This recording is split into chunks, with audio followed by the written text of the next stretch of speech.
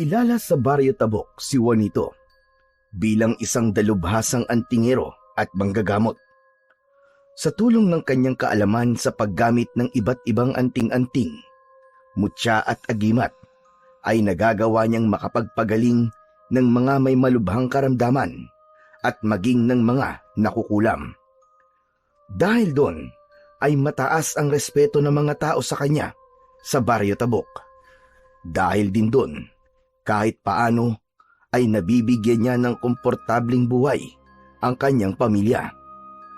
Noon ay nakikipaglaban din siya sa mga aswang, kaya maging sa pakikipaglaban ay meron din siyang taglay na husay at kaalaman.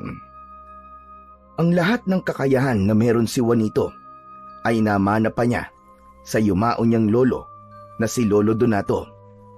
Bata pa lamang ay nagpakita na si Juanito ng interes sa ginagawang panggagamot ng kanyang lolo. Nakita yon ng lolo niya, kaya ibinahagi nito sa kanya ang kaalaman nito hindi lang sa panggagamot at paggamit ng anting-anting, kundi maging sa pakikipaglaban sa kampon ng kadiliman. Isang maaliwalas na umaga, maagang bumangon si Juanito. Nagtungo siya sa likod ng kanilang bahay, dala ang ilan sa mga anting-anting na pagmamay-ari niya. Nakasanayan na niya na dasalan ang mga yon sa umaga upang mas maging epektibo at malakas ang kapangyarihan ng mga yon. Unang kinuha ni Juanito ang mutya ng San Benito na siyang pinakapaborito niya sa lahat. Hindi lang niya yon nagagamit sa kanyang panggagamot, kundi proteksyon din niya yon sa masasamang enerhiya at nagagamit din niya yon sa pakikipaglaban sa mga aswang at kung ano-anong masasamang nilalang. Habang hawak ni Juanito ang mutya ng San Benito, ay isang lalaki ang biglang dumating.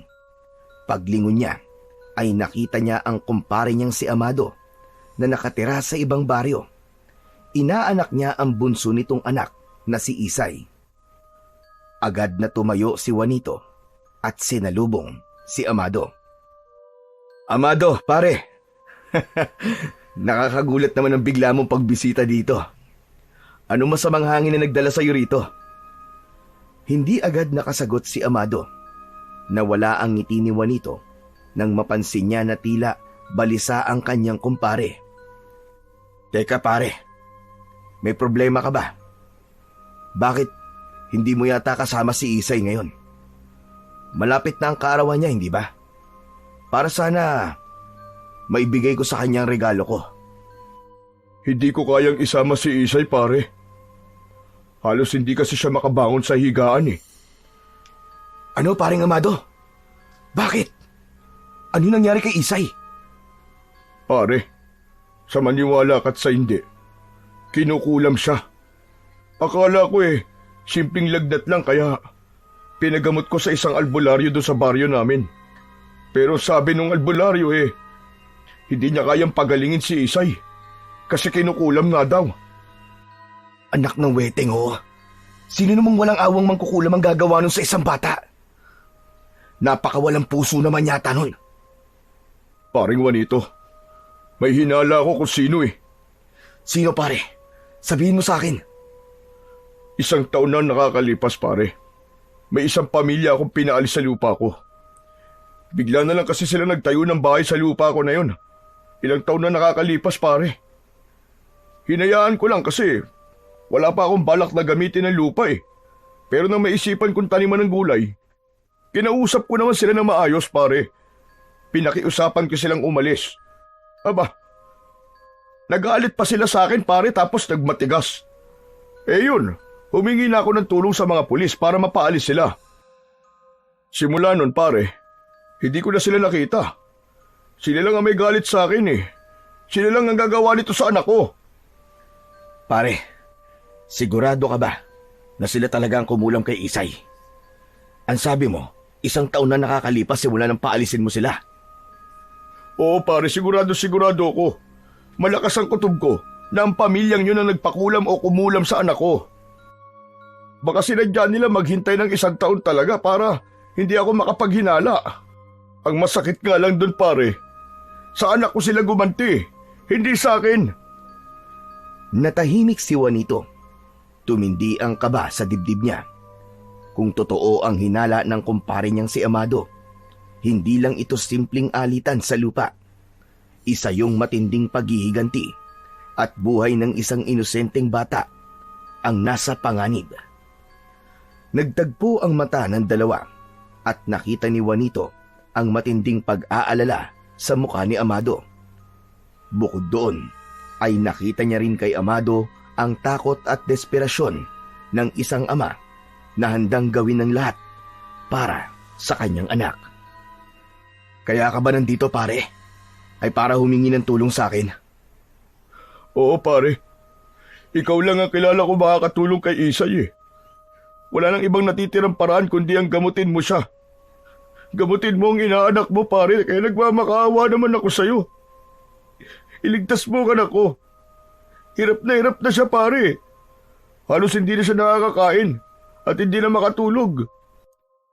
Kung hindi tayo kikilos pare, baka mas lumala pa ang pangyayari. Ayoko mawala ang anak ko pare. Tulungan mo ang inaanak mo. Pare, kumalma ka.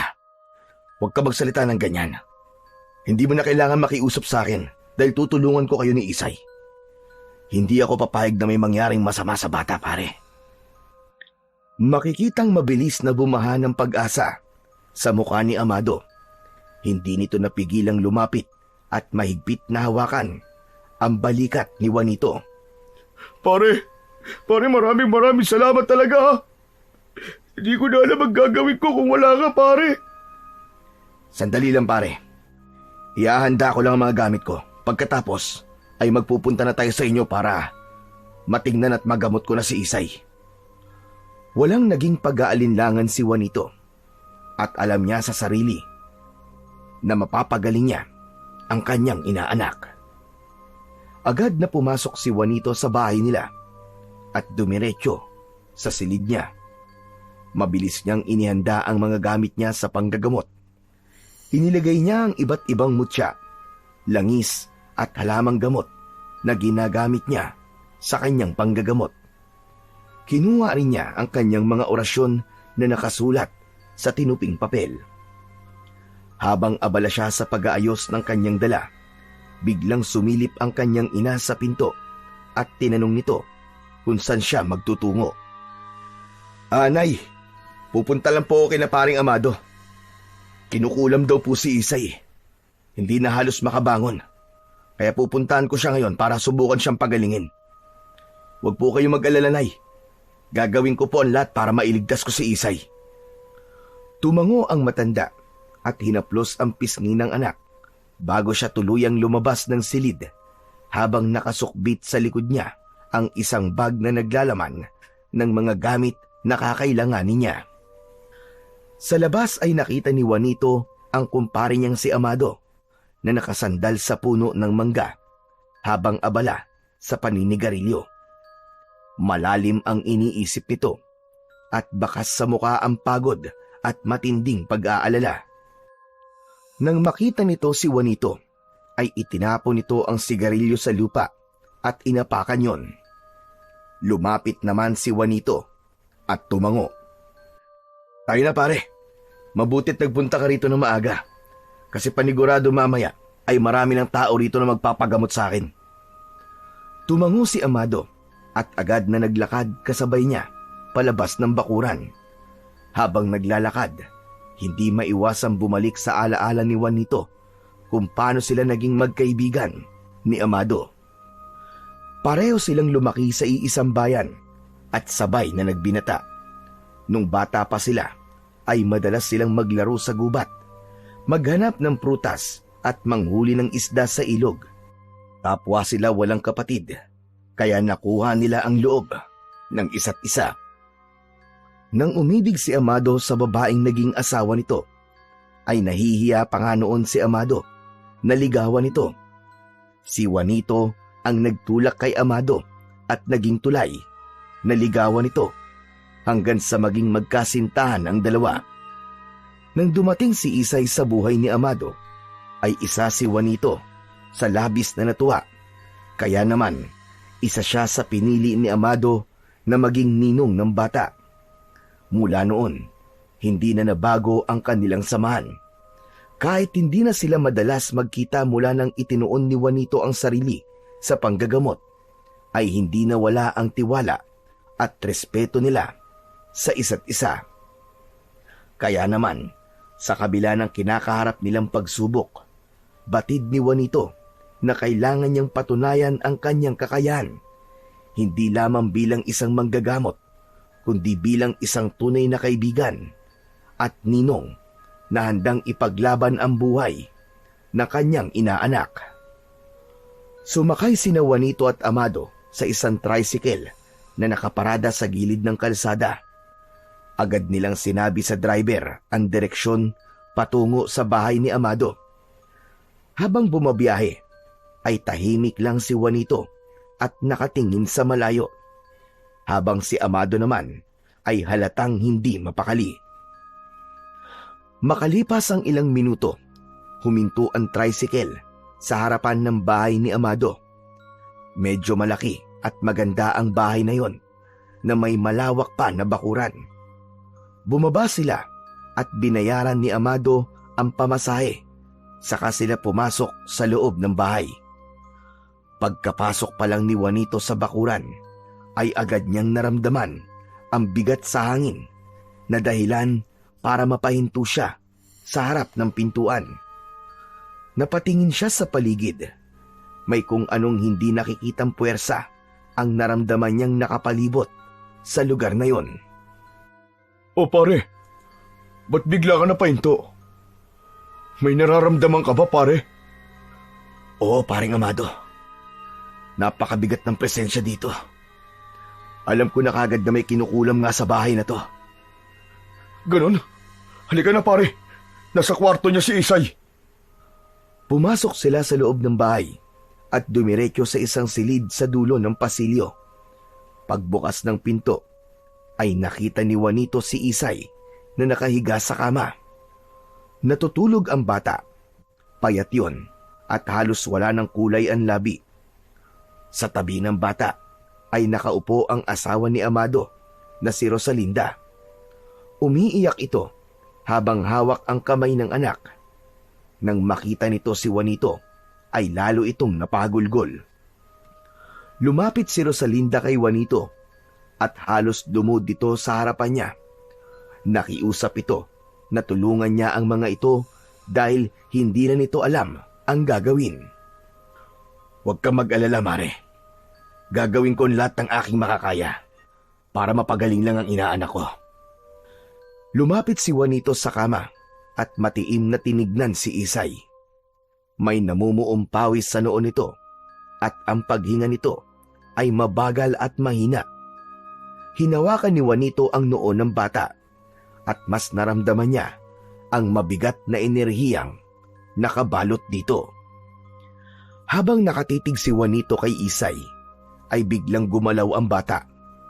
Marahang bumukas ang mga mata nito at kahit may pangihina sa muka, ay ngumiti ito nang makita siya. Ninong?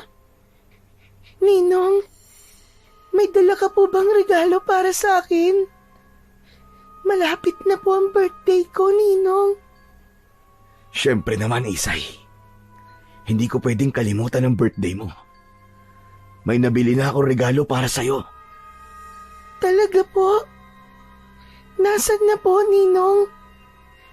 Kapag gumaling ka na, Isay, saka mo makukuha ang regalo mo.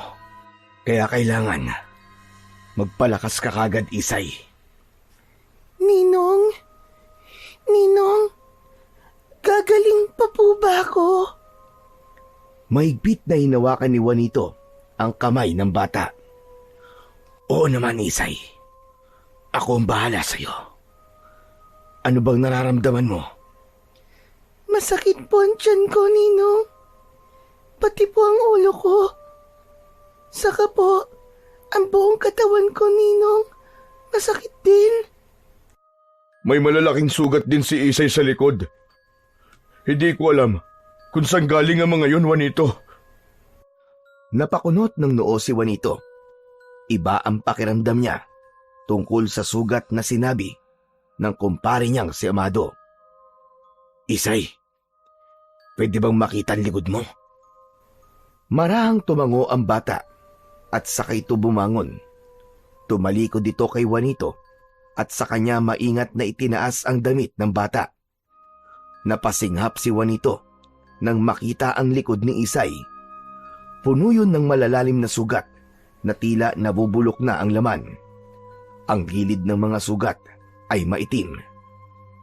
Tumiim ang bagang ni Juanito at napagtanto niya na kung sino man ang gumawa nun sa bata ay talagang napakalaki ng galit. Mas lalo siyang kinabahan ng sandaling yon. Mabilis niyang ibinaba ang damit ni Isay at lumingon kay Amado. Paring Amado, mag-usap tayo sa labas. Tahimik na tumango si Amado at nauna na ito na lumabas ng kwarto. Tinignan muna ni Juanito si Rosalinda bago siya sumunod kay Amado. Nang makalabas ang dalawa ng bahay, ay isang malalim na buntong hininga ang pinakawalan ni Juanito habang nakatingin sa paligid.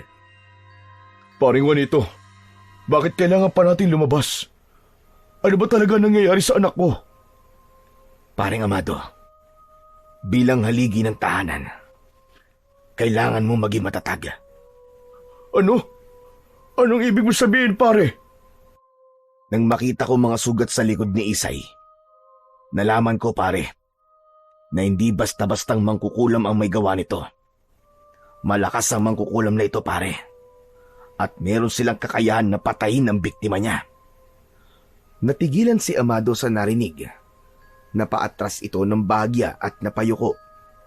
Hindi na nito napigilan ang pag-agos ng luha mula sa mga mata nito. Pare Juanito, ayoko mawala ang anak ko, pare. Anak ko siya. Pakiusap, pare. Pagalingin mo naman siya. Gagawin ko kahit na ano. Kahit na ano, paring Juanito. Nakikiusap ako sa'yo. Hinawakan ni Juanito ang balikat ng kaibigan. Naramdaman niya ang panginginig nito. Pero magandang bagay, pare, na ipinaalam mo kaagad sa akin na nangyayari kay Isay. Dahil doon, maaari pa nating maagapan ang lahat. Alam ko nakakatakot ang mga sasabihin ko, pare. Pero gusto ko lang maging matapat sa'yo. Gusto kong malaman mo kung ano talaga nangyayari. Pare, hindi ko naiintindihan. Diretsahin mo na ako. Hindi ko hahayaang may mangyaring masama kay Isay, pare. Hanggat nandito ko, lalaban tayo. Sa gitna ng pag-uusap nila Juanito at Amado, ay biglang umalingaw-ngaw ang malakas na sigaw ni Isay. Bukod doon, ay umiiyak ito dahil sa labis na sakit. Sinundan yon ng paghagulgol ni Rosalinda at ang paghingi nito ng tulong. Nagkatinginan naman sina Juanito at Amado at agad na tumakbo ang dalawa papasok sa bahay. Dumiretso sila sa kwarto ni Isay. Bumungad sa kanila ang nakapanlulumong eksena. Namimilipit sa sakit ang bata habang ang mga mata nito ay nakatirik. Bigla itong nagsuka ng dugo. Hindi lang basta dugo ang lumabas mula sa bibig ng bata. May kasama yung mga insekto, gaya ng alupihan, maliliit na ipis, at kung ano-ano pa. Napasigaw si Rosalinda sa matinding pagkabigla at takot. Agad na kumilos si Juanito. Kinuha niya sa sala ang kanyang bag. Alam niya na kritikal ang sitwasyon at hindi siya maaaring magsayang kahit isang segundo. Bumalik siya sa kwarto ni Isay na dala ang kanyang bag. Lumabas muna kayo. Ako nang bahala kay Isay. Umiling si Rosalinda at hindi matanggap ang sinabi ni Juanito. Nagmatigas ito at anito ay gusto nito na naroon ito habang ginagamot niya si Isay. Lumapit si Amado sa asawa at hinawakan ito sa magkabila ang balikat. Rosalinda, magtiwala tayo kay Juanito. Sundin na lang natin kung anong sinasabi niya. Patuloy na umiling si Rosalinda Ngunit sa huli ay lumabas na rin ito ng kwarto kasama si Amado. Nang lumabas na ang mag-asawa, ay isinarado ni Juanito ang pinto. Humarap siya sa kanyang inaanak at halos maluwa siya habang nakikita ang patuloy nitong pangingisay. Mabilis na inilabas ni Juanito ang kanyang mga gamit mula sa kanyang bag. Isa-isa niyang inilagay sa tabi niya ang mga kakailanganin niya. Kinuha niya ang isang medalyon na may nakaukit na sinaunang dasal at isinabit niya yon sa leeg ni Isay. Sunod niyang inilabas ang mutya ng San Benito. Mahigpit niya yung hinawakan. Pumikit siya at mahinang umusal ng dasal. Habang nagdarasal, naramdaman na lang bigla ni Juanito ang biglang paglakas ng enerhiya sa paligid. Unti-unting bumigat ang kanyang dibdib na parang may nakadagan sa kanya na isang napakabigat na bagay. Sa pagmulat ng mga mata ni Juanito, ay inilapat niya ang mutya ng San Benito sa noo ni Isay. Kasunod noon ay para siyang hinihigop patungo sa isang madilim at malamig na espasyo. Biglang nanigas ang katawan ng bata. Umunat ang mga paa at kamay nito habang nakatirik ang mga mata. Alam ni Juanito na sa sandaling yun ay nagawa na niyang ikonekta ang sarili niya sa mangkukulam na kumukulam sa inaanak niya. Malakas na tumawa si Isay, pero ang boses na lumalabas sa bibig nito ay boses ng isang matandang lalaki. "Sino kang hayop ka? Bakit mo to ginagawa sa batang ito?" Hindi ako magpapakilala sa'yo. Pero ito ang sasabihin ko sa'yo. Hindi mo ako mapipigilan. Papatayin ko ang batang ito. Papatayin ko siya. Ang batang ito ang magbabayad sa kasalanan ng tatay niya. Demonyo ka! Bakit? Anong kasalanan ni Amado sa'yo? Bakit mo kailangang idamay ang kanyang anak? Masama ang ugali ng tatay ng batang ito. Isa siyang walang kwentang tao. Gusto kong maramdaman niya kung paano mawalan ng mahal sa buhay. Kaya papatayin ko ang anak niya. Umigting ang panga ni Juanito.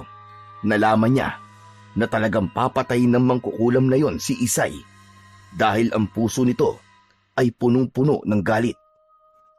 Ipinagdiinan ni Juanito ang mutya ng San Benito sa noo ni Isay. Napasigaw si Isay, pero alam niya na hindi ang bata ang nasasaktan, kundi ang mismong mangkukulam. Aray ko! Walang iya ka! Itigil mo yan! Masakit! Nagsimulang manginig ang buong katawan ng bata na para bang nilalamon ito ng apoy. "Lubayan mo ang bata! Kung hindi, ako mismo ang papatay sa iyong demonyo ka!" Hindi mo malalaman kung nasaan ako! Hindi mo malalaman! Kahit hindi kita makitang diablong buwang ka, kaya kitang patayin. Huwag mo akong subukan. Mas marami akong kayang gawin kesa sa'yo. Buong puwersang idiniin pa ni Juanito ang mutya ng San Benito sa noo ni Isay. Muli itong napasigaw ng napakalakas. Naglalaway na ito sa labis na sakit. Ay! Tama na! Masakit na! Ayoko na! Maawa ka sa akin! Huwag mo kong papatayin! Una! Una! Titigilan ko na ang bata! Titigilan ko na ang bata! Hayop ka! Marunong ka pala masaktan! Pero hindi ako titigil hanggat hindi mo inaalis ang kulam sa batang ito! Ang gusto ko ay alisin mo na ngayon din! Oo! Sige na! Aalisin ko na! Aalisin ko na! Matapos yun ay naramdaman ni Juanito na nawala na ang mabigat na enerhiyang nakabalot kay Isay at maging sa buong bahay. Hindi niya na naramdaman ang presensya ng mangkukulam sa kanyang inaanak. Dahil doon ay inalis na niya ang mutya sa noo ni Isay. Unti-unting bumukas ang mga mata ng bata. Tumingin ito sa kanya na parang naguguluhan at hindi alam ang nangyayari. Ninong? Ninong, ano po nangyari? Magaling ka na, Isay. Dito ka muna. Tatawagin ko lang ang mama at papa mo. Tumayo si Juanito. Ramdam niya ang bahagyang panghihina matapos ang matinding laban sa mangkukulam. Huminga siya ng malalim bago lumapit sa pinto ng kwarto at binuksan yon. Bumungad sa kanya ang magkayakap na sina Amado at Rosalinda. Kapwa umiiyak ang dalawa. Pare, ano nangyari kay Isay? Wala na kayong dapat ipag-alala, pare. Magaling na si Isay. Nilubayan na siya ng mangkukulam. Pwede niyo na siyang makita. Napanganga si Rosalinda sa labis na tuwa, habang si Amado naman ay napapikit at napaluha palalo. Hindi makapaniwala ang mag-asawa sa magandang balita na yon ni Juanito. Pumasok ang dalawa sa kwarto at nakita ng mga ito si Isay na nakaupo sa kama at naguguluhan pa rin. Ngunit tila nagdahilan lang ang bata dahil alam ni Juanito na wala na itong nararamdaman na kahit na anong sakit maliban sa mga sugat nito sa leeg na alam niyang gagaling din ng kusa pagkalipas lamang ng ilang araw. Agad na niyakap ng mag-asawa si Isay. Habang pinanonood ni Juanito ang tagpong yon, ay nakaramdam siya ng matinding saya sa kanyang puso. Alam niyang nagawa niya ang tama. Nailigtas niya ang kanyang inaanak mula sa isang mangkukulam na handa na sana itong patayin. Nanatili pa si Juanito sa bahay ni Amado ng ilang oras. Pagsapit ng hapon ay nagluto ng turon si Rosalinda para meron silang merienda. Habang binabantayan naman ni Rosalinda si Isay sa kwarto, ay nasa kusina naman sina Juanito at Amado. Kumakain sila ng nilutong turon ni Rosalinda na sinasabayan nila ng malamig na soft drinks. Paring Juanito, salamat ulit ha. Kung hindi dahil sa'yo pare, baka wala na akong anak ngayon. Wala yung pare, wag mong isipin yun. Tsaka, hindi rin naman ako papayag na may mangyaring masama sa inaanak ko, pare. Hindi talaga ako nagkamali ng pagpili sa'yo bilang ninong ni Isay, pare. Pero, hanggang ngayon nag-iisip pa rin ako. Pare, sa tingin mo, tama ba ang hinala ko na yung pamilya na pinaalis ko noon sa lupa namin ang may kagagawa nito kay Isay? Mukhang tama ka, paring Amado. Sinabi namang kukulam, nagalit siya sa'yo. Pero wala ka nang dapat ipag-alala pa. Habang suot ni Isay yung medalyon na binigay ko, ay meron siyang proteksyon laban sa kulam. Tumango-tango si Amado. Dama ni Juanito na magaan na ang pakiramdam ng kanyang kumpare. Maya-maya ay naglabas ito ng wallet at mula roon ay humugot ito ng ilang lilibuhing pera. Iniabot nito yon kay Juanito. O pare, pagdamutan mo na ito. Bayad ko to sa'yo sa pagliligtas mo sa buhay ni Isay. Bahagyang natawa si Juanito at umiiling na itinulak pabalik ang pera. Pambihira ka naman pare, oo. Hindi ako naniningil. Hindi naman iba ang pamilya mo sa akin eh. Para namang hindi tayo magkaibigan, Amado. Juanito, tanggapin mo na oh. Alam kong hindi ka nagtatrabaho para sa pera. Pero gusto kong suklian kahit papano ang ginawa mo. Kung tutuusin nga kulang pa ito pare. Hindi na pare. Bahala ng Diyos ang bumawi sa akin. Napabuntong hininga si Amado bago ibinalik ang pera sa kanyang wallet. Sige na nga. Mukhang hindi naman kita mapipilit pare. Pero salamat talaga.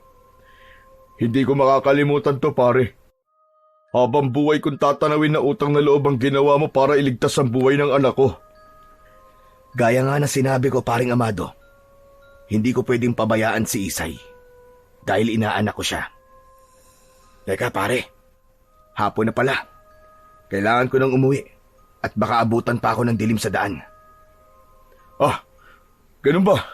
O sige, sige. Hindi kasi natin napansin ang oras eh. Napasarap ang kwentuhan natin. Sige pare, ihatid na kita sa labas. Sabay silang lumabas ng bahay at inihatid ni Amado si Juanito hanggang sa tarangkahan. Mag-isa nang naglakad si Juanito palayo at tinahak niya ang daan patungo sa paradahan ng tricycle. Magaan ang kalooban ni Juanito dahil alam niya na ligtas na si Isay. Palubog na ang araw nang makarating si Juanito sa bahay nila. Pagpasok niya ay nakita niya ang kanyang ina na abala sa pagluluto. Nang makita siya nito ay agad itong nagtanong tungkol kay Isay. Maayos naman po siya, inay. Nailigtas ko po siya sa mangkukulam na gustong pumatay sa kanya. Kailangan niya ng ilang araw na pahinga at babalik din po siya sa dati niyang sigla. Inay, oo nga po pala. Magpapahinga na po muna ako ha. Huwag niyo na po akong gisingin at mauna na rin po kayong kumain. Naglakad na si Juanito papunta sa kanyang kwarto. Hinubad niya ang sapatos at humiga sa papag. Napangiti siya habang nakatingin sa kisame.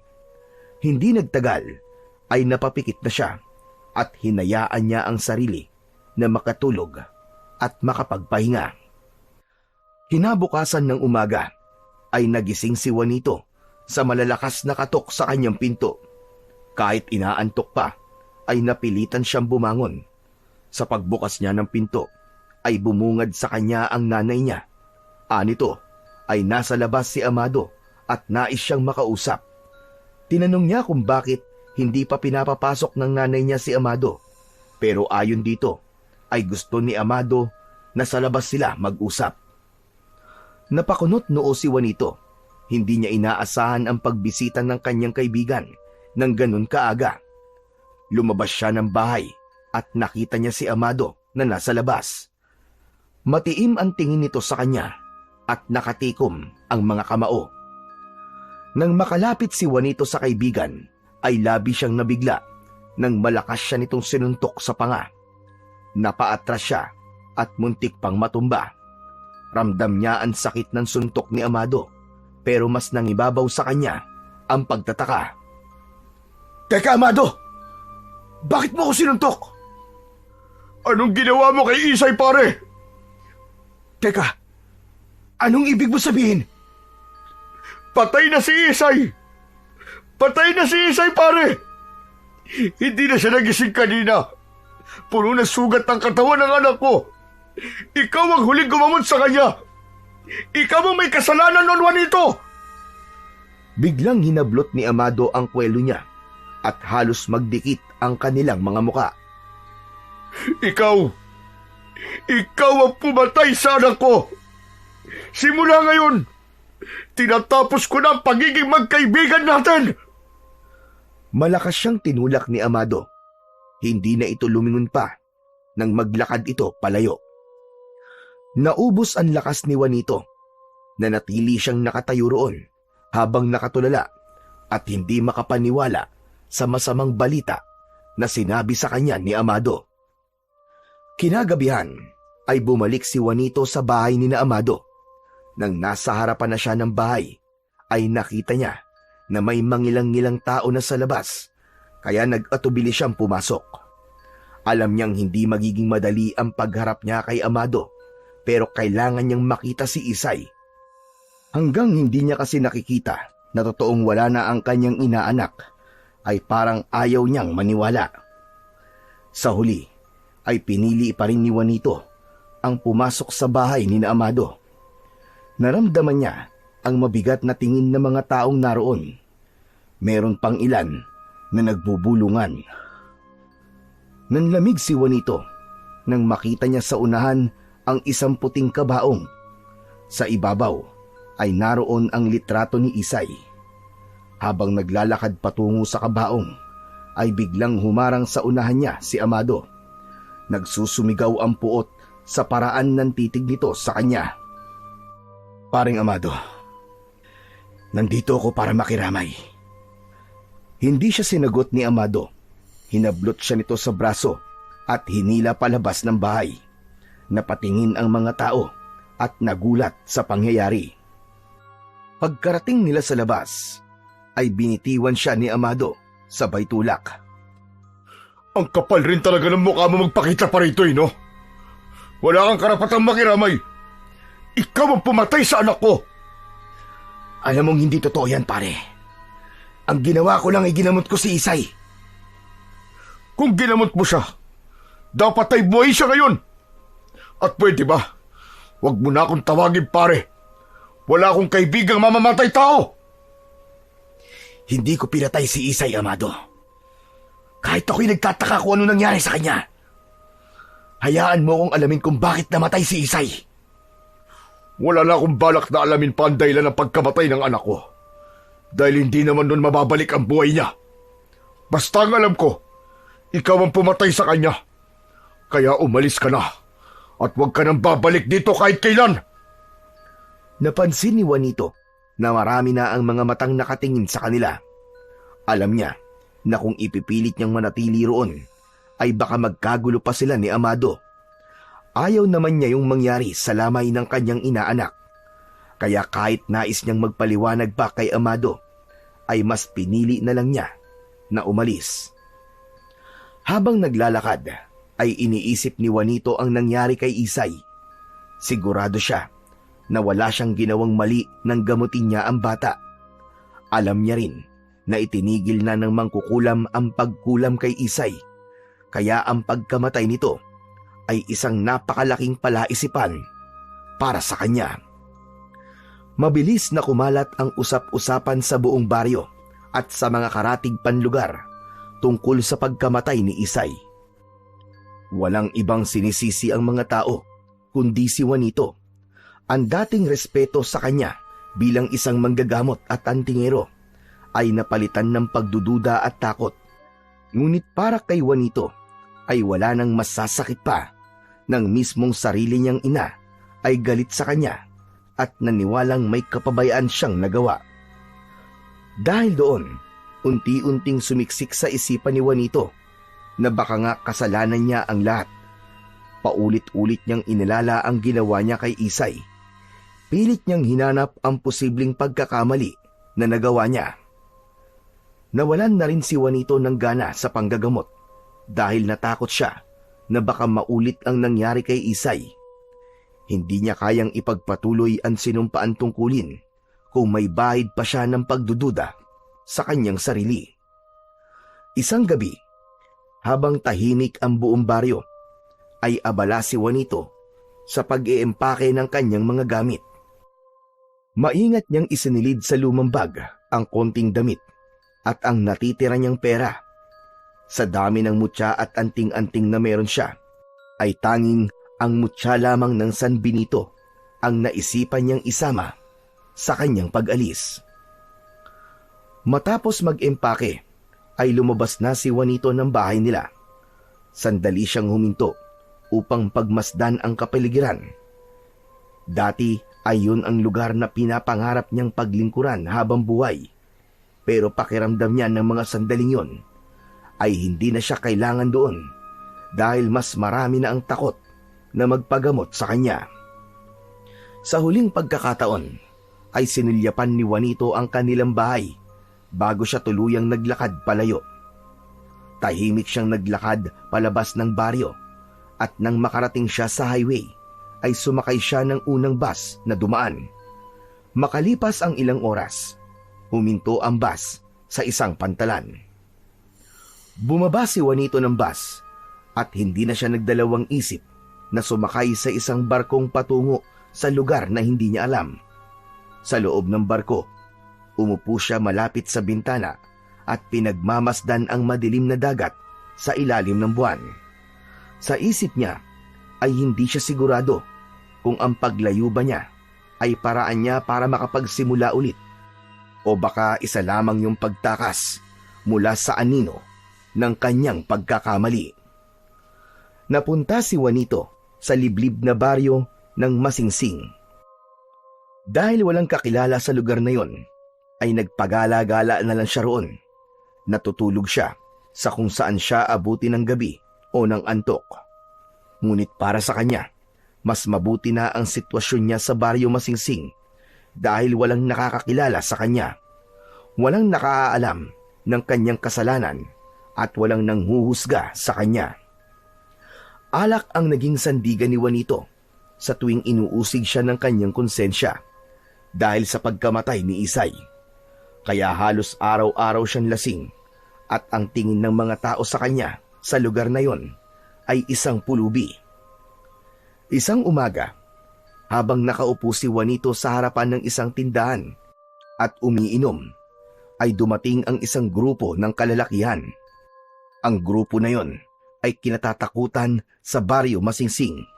Basagulero kasi ang mga yun at tila walang ibang alam gawin kundi ang manggulo. Sa unahan ng grupo ay naroon ang isang matangkad na lalaki na may makapal na bigote. Ang lalaking yun ay si Paquito na isang dating pulis na naalis sa serbisyo dahil sa isang anomalya. Pagdating ni Paquito sa tindahan ay umasim ang mukha nito, sabay singhot sa hangin. Ang baho naman dito. Amoy kalabaw. Aba, kaya naman pala eh. Nandito pala tong pulubi na to. Umalis ka nga rito. Umangat ang mukha ni Juanito at tumingin kay Paquito. Alam niya na siya ang tinutukoy nitong pulubi. Para sa kaalaman mo, hindi ako pulubi. Ano ka mo? Hindi. Ano bang tawag sa isang taong walang bahay? Marumi at mabaho. Hindi ba't pulubi? Kapag naligo ko at nagpalit ng maayos sa damit, baka ikaw pang magmukhang pulubi sa ating dalawa. Nagtawanan ang mga kasama ni Paquito, ngunit si Paquito ay tumahimik at matalim na tinignan si Juanito. Tumigil nga kayo!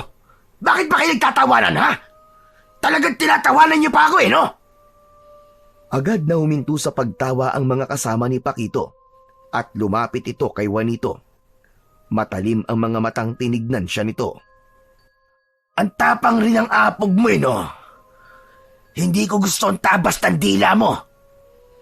Hindi ko naman gustong hilatyan ang pagmumukha mo. Mas lalong nagalit si Paquito sa sinabi ni Juanito. Malakas siya nitong sinuntok sa muka na naging dahilan para matumba siya sa kanyang kinauupuan. Hindi pa nakontento si Paquito. Sumugod ito at sinunggaban si Juanito sa kwelyo bago sunod-sunod siyang inundayan ng suntok sa tiyan at sa muka. Napapapikit si Juanito sa bawat tama ng kamao sa kanyang muka. Narinig niya ang mga tawanan ng grupo ni Paquito. May ilang mga tao ang nakakakita sa kanila, pero wala ni isa sa mga yon ang naglakas loob. Napigilan si Paquito. Ha! Akala mo kung sino ang matapang? Wala ka naman palang binatbat eh! Ha! Isa pang suntok ang dumapo sa mukha ni Juanito at nalasahan niya ang sarili niyang dugo sa loob ng bibig niya. Naisipan niya ng lumaban dahil alam niya na kaya niyang gulpin si Paquito, pati na ang lahat ng kasama nito. Pero naisip niya na kung lalaban siya, ay makikita ng mga tao ang kanyang husay sa pakikipaglaban. Baka magtanong ang mga tao kung sino siya at kung saan siya nanggaling. At kapag nagsimulang mag-usisa ang mga tao, ay malaki ang posibilidad na may makakilala sa kanya. Kaya mas pinili ni Juanito na tiisin ang sakit na mga suntok ni Paquito at ipinagdasal na lamang niya na sana ay mapagod na si Paquito sa pambubugbog sa kanya. Ngunit sa gitna ng pananakit ni Paquito kay Juanito ay may lalaking dumating at mabilis na hinawakan ang kamao ni Paquito na akmang pasuntok na naman. Tama na yan, Paquito! Tama na! Baka mapatay mo siya! Hindi nagsalita si Paquito pero tumayo ito at hinarap ang lalaking dumating. Ano ba gulo ito, Paquito? Parang araw-araw ka na lamang nakikipag-away Dapat lang bugbugin ng pulubing niyang kapitan. Pambihira. Pasmado ang bibig niyan Kabago-bago rito akala mo kung sino. Ano ba sinabi sa'yo? At parang gusto mo na siyang patayin. At sabi niya sa akin, hindi raw niya gustong hilatyan ang pagbumuka ko. Totoo naman pala, biro lang Pakito, biro lang yon. Hindi na nagsalita si Pakito at inaya na nito ang mga kasama nito na umalis. Nang wala na ang grupo, ay si Juanito naman ang hinarap ni Kapitan Teodoro. Inalalayan siya nitong makatayo at muling makaupo sa mahabang upuan sa harap ng tindahan. Ayos ka lang ba? Sa tingin niyo ho ba? Ayos pa ba ako pagkatapos ko mabugbog? Kung sa bagay, bakit ko pa nga ba itinanong yon? Pero teka, ilang araw na kitang nakikitang pagala-gala dito sa lugar namin. At alam ko na hindi ka taga rito. Saan ka ba nakatira para maihatid kita? Wala akong bahay. At wala rin akong pamilya. Alam mo kasi, delikado yung ginagawa mong pagala-gala ka eh. Lalo na't mainit na mga mata ni Pakito sa'yo. Hindi sumagot si Juanito. Nanatili lang siyang nakatingin sa kapitan. Ganito na lang. Kung gusto mo, doon ka dalag muna sa akin tumuloy. Wala naman akong kasama sa bahay eh.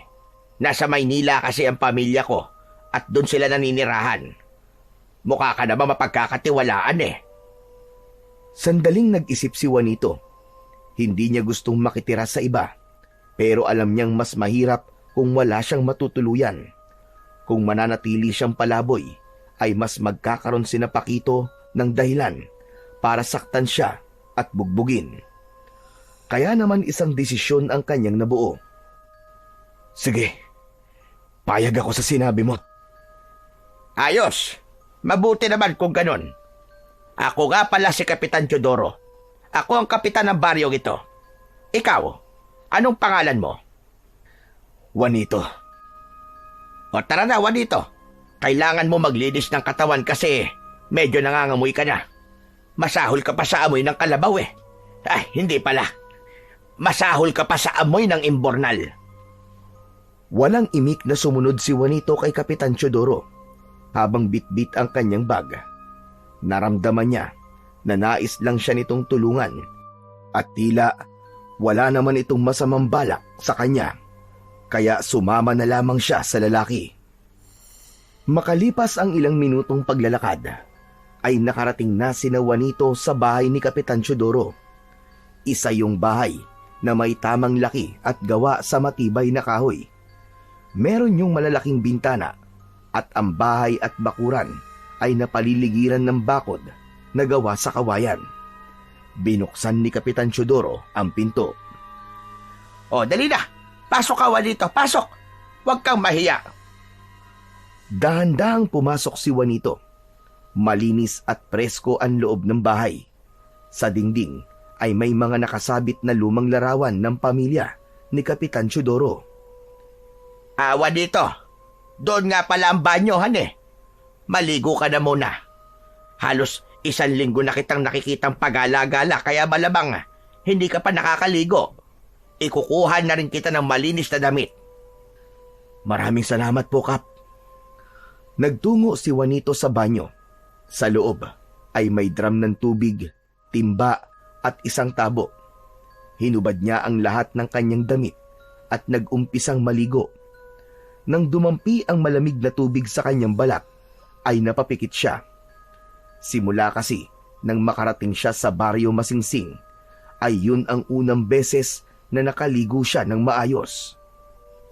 Habang naliligo, ay nakarinig si Juanito ng marahang katok sa pinto. Juanito! Narito nga pala ang tuwalya at saka malinis sa damit. Ilalagay ko rito sa upuan malapit sa pinto ng banyo. Sige ho, Kap. Maraming salamat ho. Nang matapos na sa paliligo si Juanito, ay kinuha niya ang tuwalya at damit. Makalipas ang ilang minuto, ay lumabas siya ng banyo na suot ang isang puting t-shirt at itim na shorts. Pagkakita sa kanya ni Kapitan Teodoro, ay tumawa ito ng mahina. Ayan! Mukha ka ng tao uli! Pero teka, iba ako. Malala ang mga sugat mo dahil sa suntok ni Pakito. Halika. sumama ka sa akin. May pupuntahan tayo. Saan ho tayo pupunta, Kap? Basta, sumama ka na lang. Huwag kang mag-alala kasi wala akong gagawing masama sa'yo. Hindi na nagtanong pa si Juanito. Wala rin naman siyang ibang pupuntahan. Kaya naman, sumunod na lang siya kay Kapitan Teodoro, palabas ng bahay. Huminto sina Juanito at Kapitan Teodoro sa harap ng isang maliit na kubo na halos nasa dulo na ng baryo. Kinatok ng kapitan ang pinto ng kubo. Apo Julio! Apo Julio, nandyan ho ba kayo? Ilang sandali ay bumukas ang pinto at lumabas ang isang matandang lalaki. Payat ito at bahagyang nakukuba na ang likod. Mahaba ang puti nitong buhok na nakapusod sa likod. Aba, ikaw pala yan, Kapitan Teodoro. Ano sadya mo? Apo Julio, ito pala si Juanito. Bagong kasama ko sa bahay. Napagtripan kasi ito ni Pakito kaya bugbog sarado ang muka. Naisip ko na dadalhin siya rito para magamot nyo. Ay nako, sakit talaga sa ulo yan si Pakito dito sa Masingsing. Sinabi nyo pa. O Juanito, yan si Apong Julio. Siya ang pinakamagaling at nag-iisang albularyo rito sa baryo Masingsing. Kaya naman pala pinakamagaling kasi nag-iisa lang. May sinasabi ka ba, Juanito? Baka gusto mong sundan ko ang pambubugbog sa'yo ni Pakito? Hindi, Apo Julio. Nagbibiro lamang siya. Masyado mapagbiro ito eh. Bahagyang naningkit ang mga mata ng matanda bago sila nito pinapasok sa kubo nito.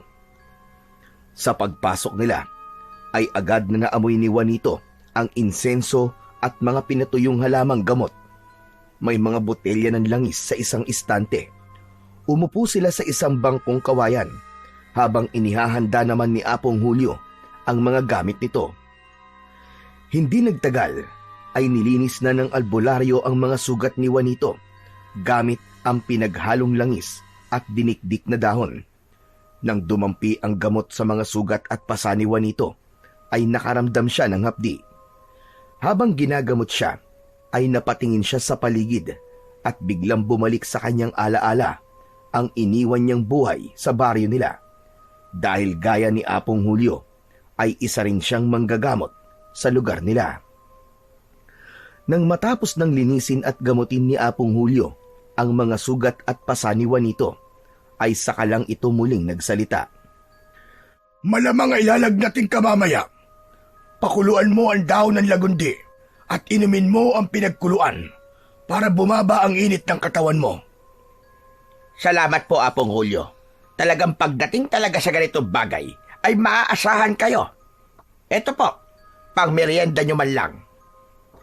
Inabot ni Kapitan Teodoro ang isang papel na pera kay Apong Julio. Hindi ko kailangan ng bayad. Ang tungkulin ko ay tumulong at hindi magnegosyo. Alam ko naman po yon, Apong Julio. Pero kunin nyo na rin ito. Pandagdag man lang sa pambili nyo ng bigas o ng kung ano. Saglit na tinignan ni Apong Julio ang pera. Saka ito marahang tumango at tinanggap yon. Matapos yon ay tumayo na sina Kapitan Teodoro at Juanito at nagpaalam na sa matanda. Habang naglalakad pabalik sa bahay ni Kapitan Teodoro, ay tahimik lang si Juanito habang iniisip niya na mukhang hindi siya nagkamali na pinagkatiwalaan si Kapitan Teodoro dahil ramdam niya ang sinseridad nitong tulungan siya. Simula noon ay sa bahay na ni Kapitan Teodoro na nirahan si Juanito. Hindi siya sinabihan ng kapitan na tumulong sa mga gawain pero kusa na lang kumilos si Juanito. Tuwing umaga, maaga siyang nagigising para magwalis sa bakuran. Sinisigurado niyang malinis ang harapan ng bahay bago pa man lumabas si Kapitan Teodoro. Bukod doon ay nagluluto rin siya at naglalaba. Hanggang isang umaga ay naabutan si Juanito ni Kapitan Teodoro na nagwawalis sa labas. Aba, magandang umaga. Hindi ko akalaing may kasambahay na pala ako ngayon. Hindi naman po, Kapitan. Pasasalamat ko lang po ito sa pagkupkup niyo po sa akin. Alam mo, Juanito, hindi mo kailangan gawin ang lahat ng ito. Pinatira kita rito sa bahay ko kasi gusto kitang tulungan at hindi para gawing kasambahay. Alam ko naman po yung Kapitan Teodoro. Pero gusto ko po makatulong sa inyo kahit papano. Hindi ko po kayang tumanggap ng kabutihan nang hindi sinusuklian. Tumango ang kapitan at bahagyang napangiti. Sa unang pagkakataon, matapos niyang umalis sa kanilang baryo, ay nakaramdam si Juanito ng katahimikan sa kanyang puso. Inisip niya na maaari na talaga siyang magsimula ng panibagong buhay sa baryo Masingsing. Isang hapon ay nagpunta si Juanito sa poso na ilang bahay lamang ang layo mula sa bahay ni Kapitan Teodoro upang mag-igib. Habang abala siya sa pagbomba sa poso, ay nakarinig siya ng mga yabag sa kanyang likuran. Napalingon siya at agad niyang nakita si Paquito na may kasamang dalawang lalaking hindi niya kilala. Balita ko! Inampung ka na ni Kapitan Teodoro, ha? Hayop talaga yung kapitan na yan eh. Sobrang maawain sa mga pulubi. Ang dapat sa mga pulubi ay pinapalayas kasi mababaho sila. Napangisi ang dalawang kasama ni Paquito. Hindi pa rin nagsalita si Juanito. Wala siyang ibang gusto kundi ang umiwas sa gulo dahil ayaw niyang bigyan ng sakit ng ulo si Kapitan Teodoro. Aba, hindi ka na ba marunong magsalita, ha? Napipi o nabingi ka na ba dahil sa pambubugbog na ginawa ko sa'yo? O baka naman na, duwag ka lang talaga. Hindi pa rin pinansin ito ni Juanito. Tila nairita naman si Paquito sa hindi niya pagpansin dito, kaya malakas nitong sinipa ang isa sa mga timba niya. Natapon ang laman ng tubig. Humarap si Juanito kay Paquito at nilabanan niya ang matalim nitong tingin. Hindi ako bingi o pipi. Lalong-lalo nang hindi ako duwag. Sadyang wala lang akong oras para makipag-usap sa taong kagaya mo na utak-ampaw. Ha! Narinig niyo ba yon? Matapang ka na ngayon, ha? Sino ba pinagmamalaki mo, ha? Si Kapitan? Wala akong pakialam kay Kapitan Teodoro. Kahit pa doon ka nakatira. Hindi ako natatakot sa kanya. Kaya kitang bugbugin kahit ngayon din. Hindi mo yata ako nakikilala eh. Kilala kita, Paquito. Kilalang-kilala na kita. Alam ko kung sino ka. Isa kang dating pulis na tinanggal sa serbisyo. Dahil sa pangungutong na ginagawa mo, imbis na magsilbi ng tapat sa bayan. Halos sumabog ang mukha ni Paquito sa galit. Pakiramdam ni Juanito, anumang sandali ay susuntukin na siya nito. Ngunit lahat sila ay napalingon nang biglang dumating si Apo Julio na may dalang isang timba. Hoy, Paquito! Lubayan mo nga yan si Juanito! Puro na lang pakikipagbasagulo ang ginagawa nyo! Mga wala kayo magawa sa buhay! Tigilan mo siya! Ngumisi si Paquito at lumapit ito kay Apong Julio. Ano bang pakialam mo, tanda? Baka gusto mong pati ikaw ay bugbugin ko. Anong pakialam mo rito, ha? Matanda ka? Ikaw talaga, Paquito! Hindi ka na talaga magbabago! Para ka pa ring bata! Ang tanda-tanda mo na, pero para ka pa ring bata kung mag-isip! Aba, anong sinabi mo? Biglang nagdilim ang mukha ni Paquito.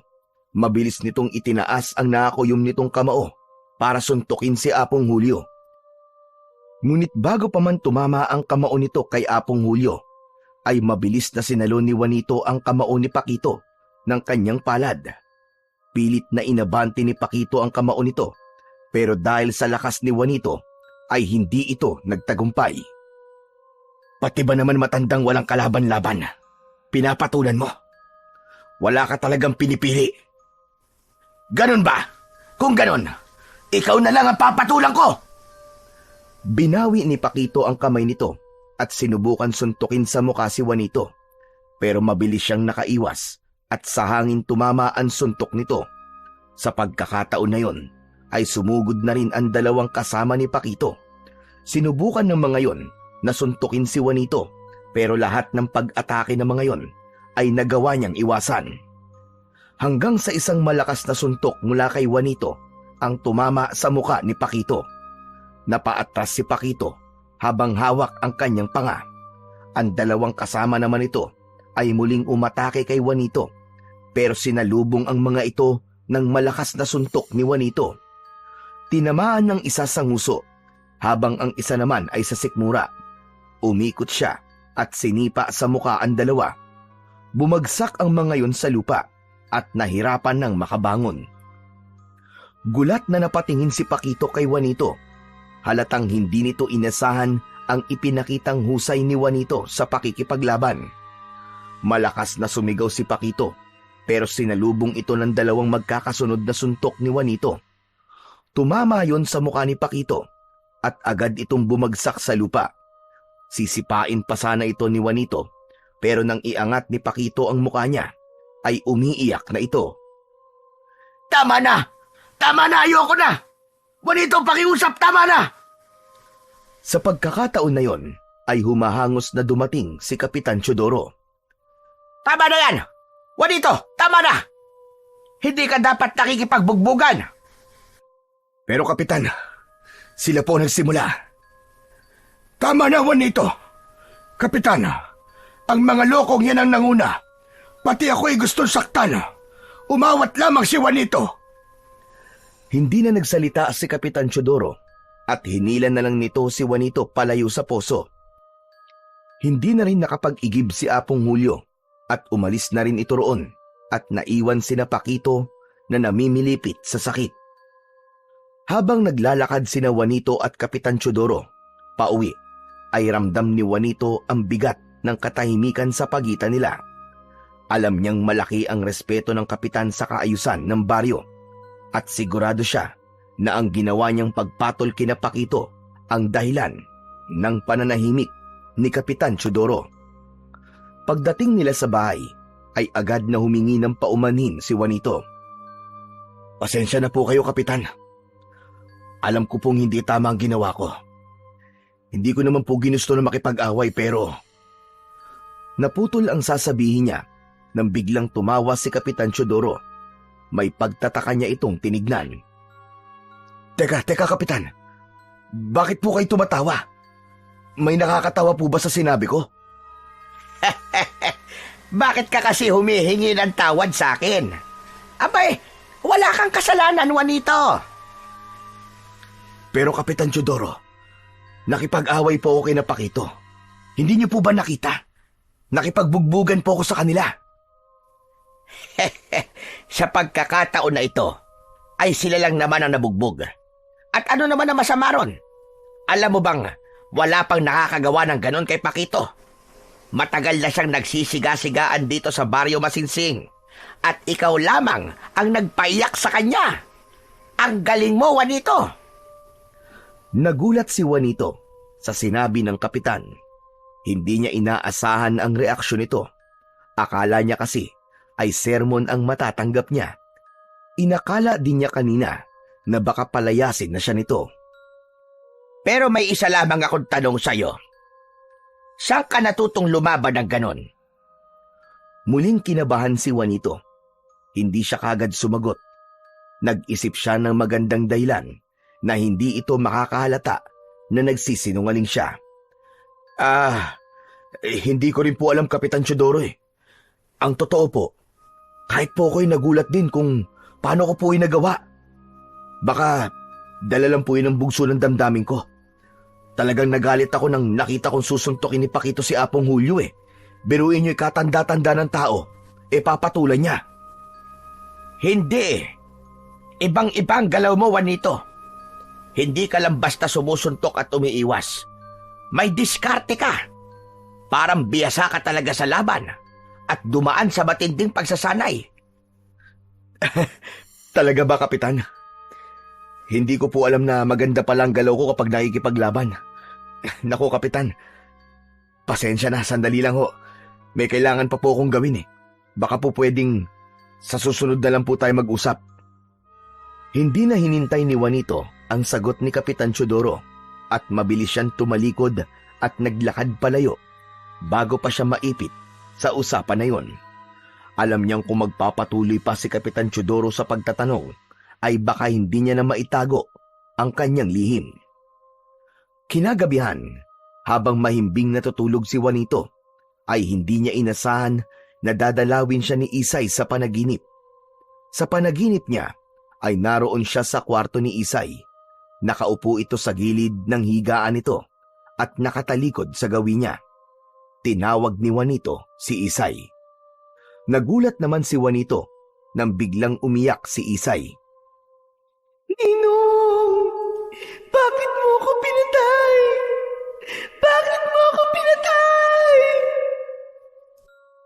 Tumayo si Isay at humarap sa kanya. Napaatras naman si Juanito nang makita na puno ng sariwang sugat ang buong muka at katawan ng bata. Umiiyak ito, pero dugo ang lumalabas sa mga mata nito, imbis na luha. Isay, hindi kita pinatay. Nagkakamali ka. Hindi mo ako maloloko, Ninong. Alam kong ikaw ang dahilan ng pagkamatay ko. Hindi, Isay. Hindi ako. Hindi ko ginusto nangyari. Kung hindi dahil sa'yo, buhay pa sana ako ngayon. Nangilid ang luha ni Juanito. Lalapitan niya sana si Isay, ngunit unti-unting lumabo ang imahe nito hanggang sa tuluyan itong nawala sa kanyang paningin. Sa parting yun ng panaginip ni Juanito ay nagising na siya. Habol niya ang paghinga at tagaktak ng pawis ang kanyang noo. Hindi niya napigilan ang pagpatak ng kanyang mga luha. Sa utak niya ay paulit-ulit siyang humihingi ng tawad kay Isay kahit hindi siya sigurado kung siya nga ba talaga ang dahilan ng pagkamatay nito. Kinaumagahan ay naghain si Kapitan Teodoro ng sinangag, pritong itlog at tosino. Masarap ang pagkain nila, ngunit hindi magawang makakain ni Juanito. Nakatulala siya sa kawalan dahil hanggang sa oras na yon ay tumatakbo pa rin sa isip niya ang panaginip niya kagabi tungkol kay Isay. Napansin naman yun ni Kapitan Teodoro na nakatulala si Juanito. Tumikhim ito at napapitlag siya at agad na inayos ang sarili. Kinuha niya ang kutsara at sinubukang kumain. Ang lalim naman yata ng iniisip mo ngayon, Juanito. May problema ka ba? Wala naman po, Kapitan.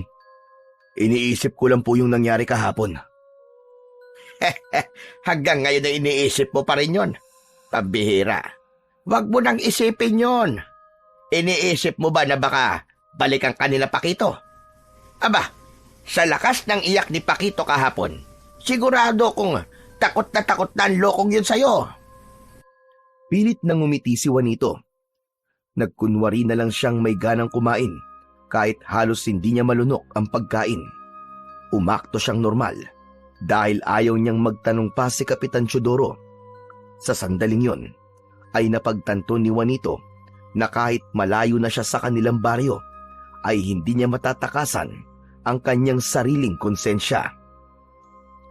Matapos ang almusal ay nagpaalam na si Kapitan Teodoro kay Juanito dahil kailangan na nitong magtungo sa barangay hall. Nang mag-isa na lang si Juanito sa bahay ay naghanap siya ng mapagkakaabalahan para mawala sa isip niya ang tungkol sa inaanak niyang si Isay. Nag-igib siya ng tubig, nagwalis sa harapan ng bahay at nagdilig ng mga halaman. Habang abala siya sa pagdidilig, ay napansin niyang may ilang tao na nagtatakbuhan sa iisang direksyon. Bakit kaya tumatakbo mga to? Ano kaya nangyayari? Nagkaroon si Juanito ng kagustuhan na malaman ang nangyayari, kaya sinundan niya ang mga tao hanggang sa makarating siya sa isang kubo kung saan may mga taong nagkukumpulan sa labas. Nakisiksik siya sa mga tao at sumilip sa bintana ng kubo. Doon niya nakita ang isang batang lalaki na nakahiga sa banig. Nangingisay ito habang nakatirik ang mga mata. Sa tabi ng bata ay naroon si Apong Julio na hawak ang isang kamay ng bata habang may binibigkas na orasyon. Naroon din si Kapitan Teodoro. Hindi napigilan ni Juanito ang sarili na tawagin ang kapitan. Kapitan! Aba, Juanito, bakit nandito ka? Ano pong nangyayari sa bata? May kumukulam sa kanya. Hindi pa matukoy ni Apong Julio kung sino, pero malakas ang kapangyarihan ng kumukulam. Natigilan si Juanito at bumalik sa kanyang isip ang imahe ni Isay nung nakita niya itong nakikipaglaban sa kulam. Alam niya na may magagawa siya sa nangyayari sa batang lalaki na ginagamot ni Apong Julio. Ngunit natakot siya na mangyari rito ang nangyari noon kay Isay. Muling napatingin si Juanito sa bata. Labis ang awang bumalot sa kanya sa kalagayan nito. Natakot siya na kung wala siyang gagawin ay baka masawirin ito. Hanggang sa isang desisyon ang nabuo sa puso ni Juanito. Mabilis siyang umalis sa labas ng kubo at tumakbo siya pabalik sa bahay ni Kapitan Teodoro. Mabilis niyang binuksan ang kanyang bag at hinagilap niya ang isang bagay na matagal niya nang hindi nagagamit. May kung anong kabang bumalot sa buong pagkatao ni Juanito nang makita na niya ang hinahanap, ang mutya ng San Benito. Nang mahawakan niya yon, ay agad niyang naramdaman ang kapangyarihan na taglay ng mutya. Bumalik si Juanito sa kubo kung saan nagkakagulo ang mga tao. Pagdating niya roon, ay hinawi niya ang mga tao na nagkukumpulan sa harap ng pintuan. Nagulat ang mga tao sa bigla niyang pagsulpot, ngunit hindi naman siya pinigilan ng mga yon. Tuloy-tuloy siyang pumasok sa loob ng kubo. Sa loob, nakita niya si Apong Julio na pawis at patuloy sa pagbigkas ng mga orasyon. Nasa tabi nito si Kapitan Teodoro na halatang balisa habang pinagmamasdan ang batang lalaki na nangingisay pa rin sa banig.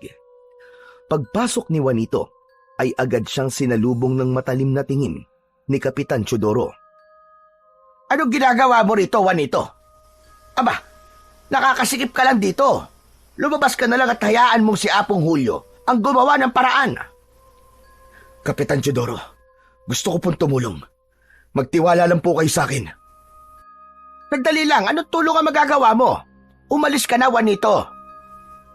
Naglakad si Juanito papalapit sa bata at hindi niya pinansin ang pagtutol ni Kapitan Teodoro dahil desidido siyang tulungan ang batang lalaki. Lumuhod siya sa tabi ng bata. Sa isang kamay niya ay maigpit niyang hawak ang mutya ng San Benito, habang ang isa niyang kamay ay inihawak niya sa kamay ng nangingisay na bata. Isang malamig na hangin ang yumakap kay Juanito at naramdaman niya ang bigat ng paligid. Pumikit siya at pilit na pinakiramdaman ang kalagayan ng bata, at nang imulat niya ang kanyang mga mata ay napasingap siya nang malaman niya ang totoong nangyayari. Juanito, pambihira ka, ano bang ginagawa mo? Kapitan, hindi po siya kinukulam. May isang pulang duwende na galit sa batang ito. Sinira niya kasi ang tirahan ng duwende, kaya ginagantihan siya nito. Anong alam mo sa mga bagay na ito, Juanito? Hindi ka isang albularyo. Wala kang karapatan na makialam dito. Kapitan Teodoro, paalisin mo na si Juanito dahil nakakagulo lamang siya sa ginagawa ko. Ngunit hindi pinakinggan ni Juanito ang pagtutol ng matanda. Sa halip, marahan niyang inilapit ang mutya ng San Benito sa noo ng bata. Pumikit siya at nagsimulang umusal ng isang dasal sa wikang Latin. Matapos na madasalan ang bata, ay naramdaman ni Juanito na naging normal na ang paligid at nawala na ang mabigat niyang pakiramdam. Kasunod nun ay nanlaki ang mga mata ng bata at huminto ito sa pangingisay. Isang malalim na paghinga ang pinakawalan nito at nagtataka itong napatingin sa paligid. Agad na humingi ng tubig ang bata dahil anito ay nauuhaw siya. Tapos na. Maayos na po siya. Hindi na siya magagambala ng duwende. Ang mga tao sa loob ng kubo ay napatingin kay Juanito na may halong pagtataka at paghanga sa kanilang mga muka. Maging si Kapitan Teodoro at Apong Julio ay hindi makapaniwala sa ginawa ni Juanito. Juanito, paano mo nagawa yon? Ngunit bago pa siya makapagtanong pa ng marami, mabilis na lumingon si Juanito at nagmamadaling lumabas ng kubo. Hindi niya alam kung kaya niyang sagutin ang mga tanong ng kapitan. Hindi pa siya handa.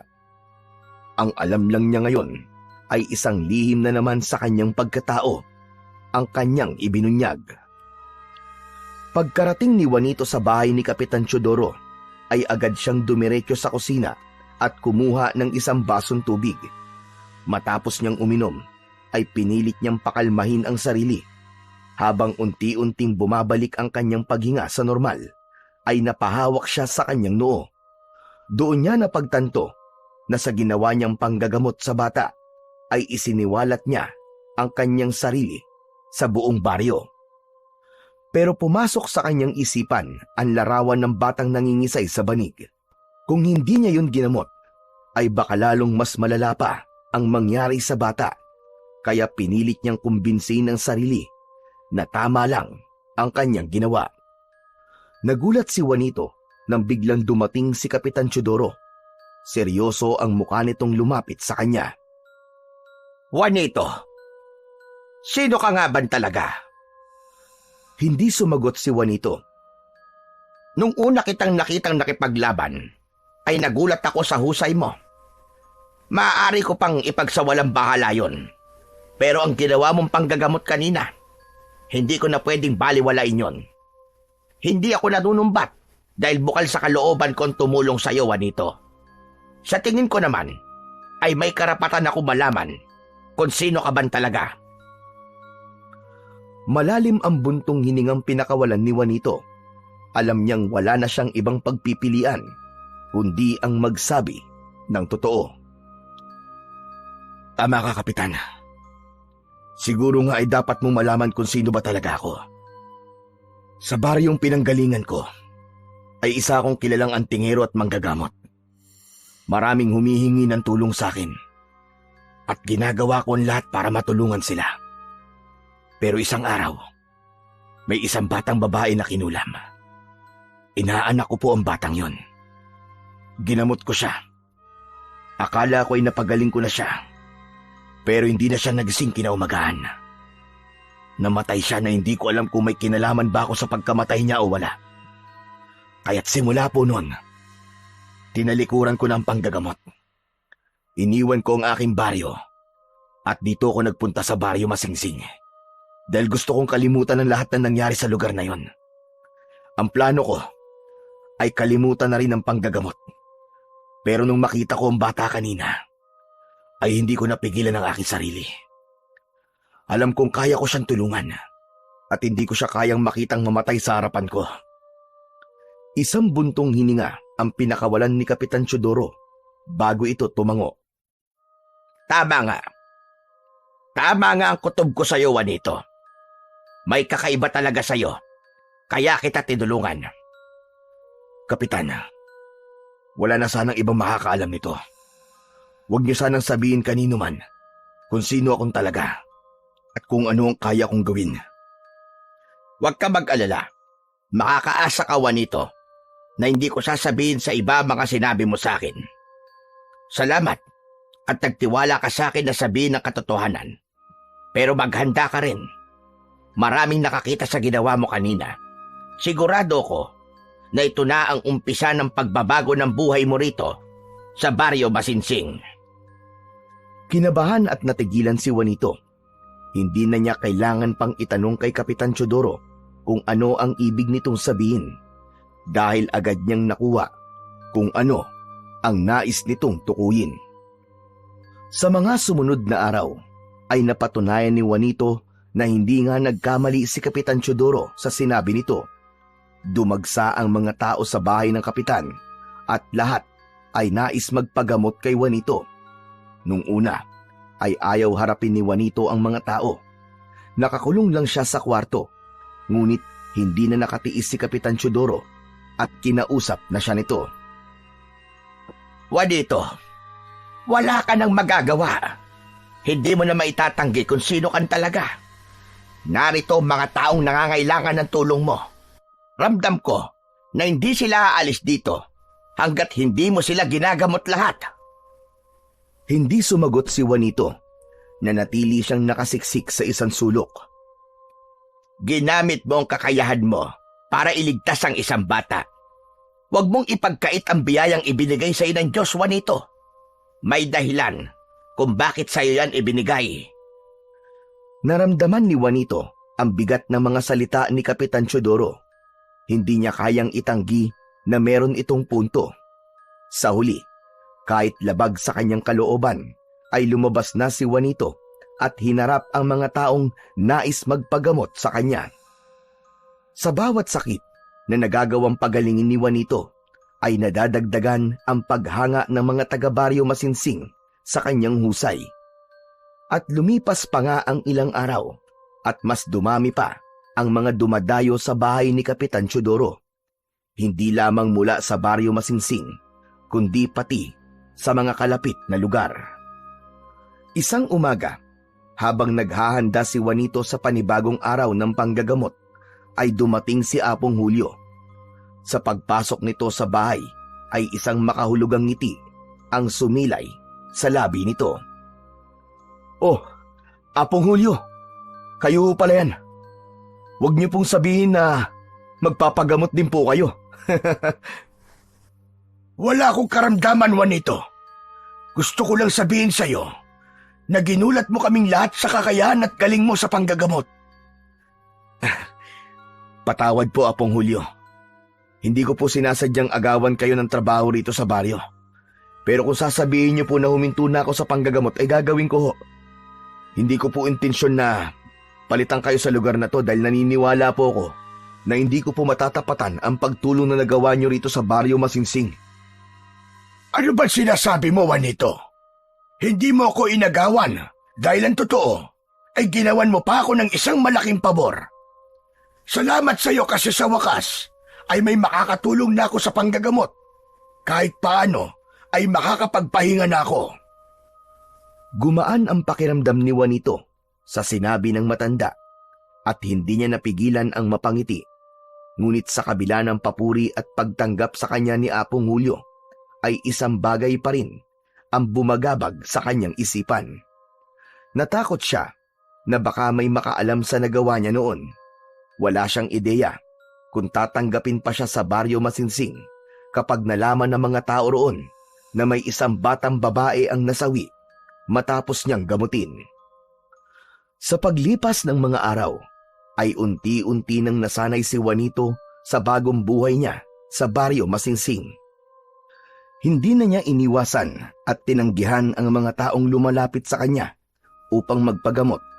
Sa halip, tinanggap niya muli ang kanyang tungkulin at buong puso niyang ginamit ulit ang kanyang kakayahan sa panggagamot. Dahil doon ay bumalik na ang tiwala niya sa sarili at sa kanyang kakayahan.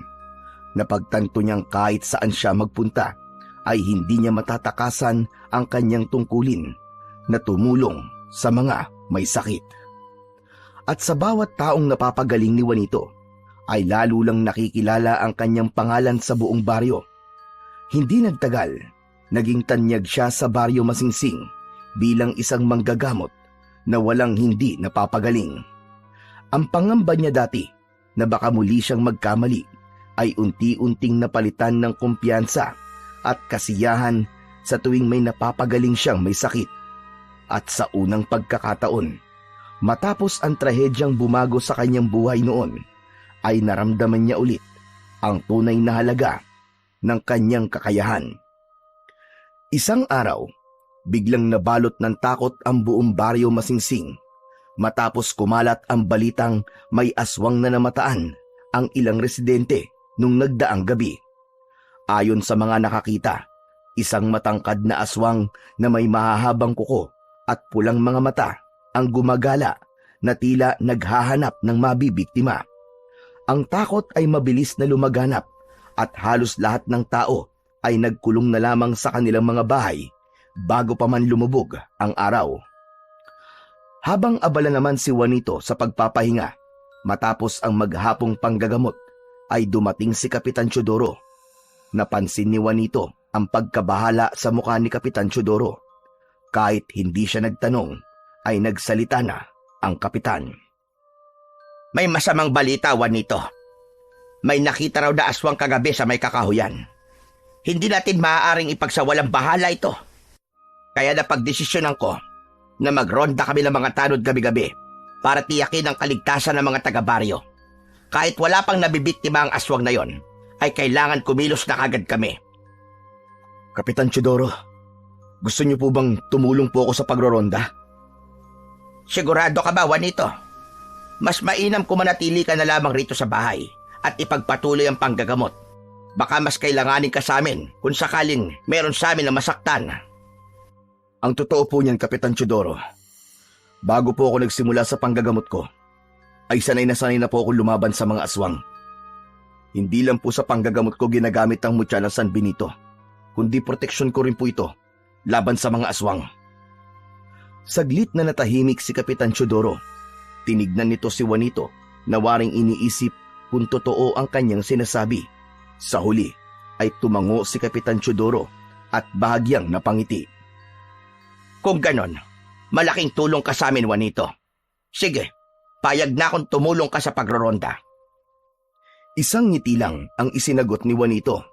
Masaya siya na hindi lang sa pagpapagaling ng mga may sakit siya makakatulong, kundi sa pagtugis na rin sa aswang na gumagala sa baryo Masingsing.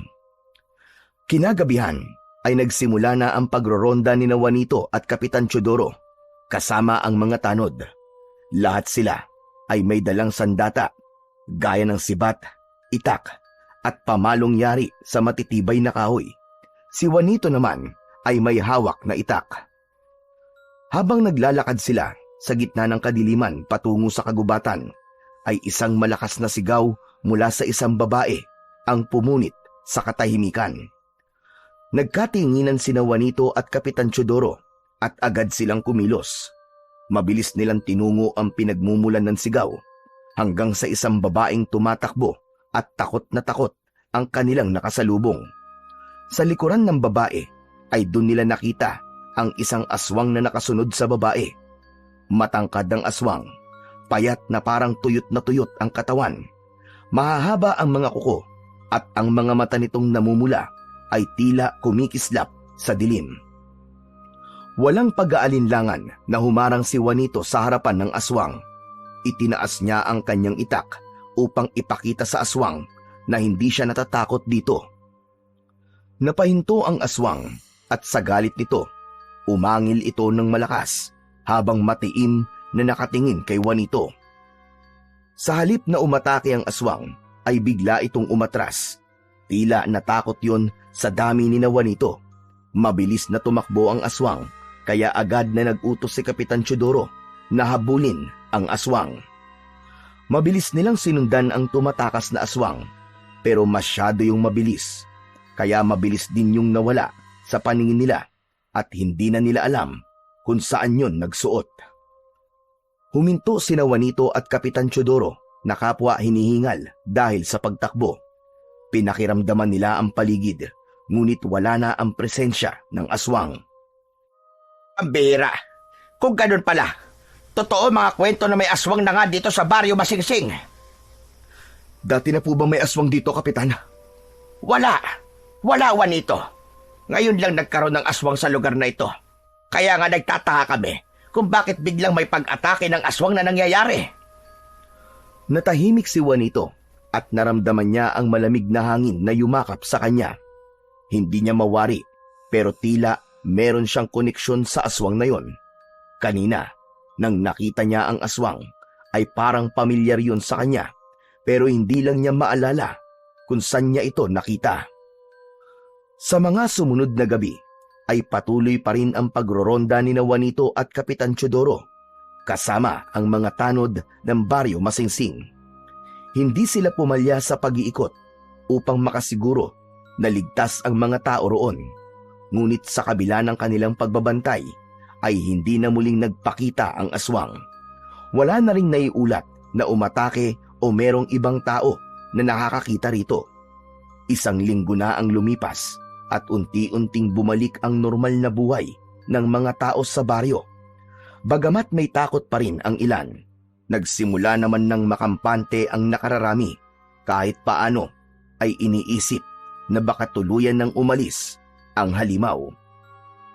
Habang naglalakad sa isang masukal na daan patungo sa dulo ng baryo, ay tinanong si Juanito ni Kapitan Teodoro.